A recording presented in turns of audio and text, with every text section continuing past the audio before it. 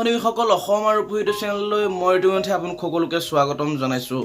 আমাৰ এই চেনেলটোৰ প্ৰথমটো ভিডিঅ' আছিলে অসমীয়া সাহিত্যত প্ৰথম আৰু সেইটো আছিলে প্ৰথম ভাগ আৰু আজি বনাব ওলাইছোঁ দ্বিতীয় ভাগ। যিহেতু প্ৰথম যিটো ভিডিঅ' আছিল সেইটোত আমি গোটেইখিনি কথা সোমাব পৰা নাছিলোঁ। আজিৰ ভিডিঅ'টোত আমি গোটেইখিনি কথা সোমাম। গতিকে আহক ভিডিঅ'টো আৰম্ভ কৰোঁ। আৰু আপোনালোকে যদি প্ৰথম ভিডিঅ'টো যদি চোৱা নাছিলে তাৰ ভিডিঅ'টো লিংকটো আমি ডেছক্ৰিপশ্যনত দি দিছোঁ, আপোনালোকে তাত গৈ পেলাই চাই ল'ব পাৰে। গতিকে আহক দেৰি নকৰি ভিডিঅ'টো আৰম্ভ কৰোঁ।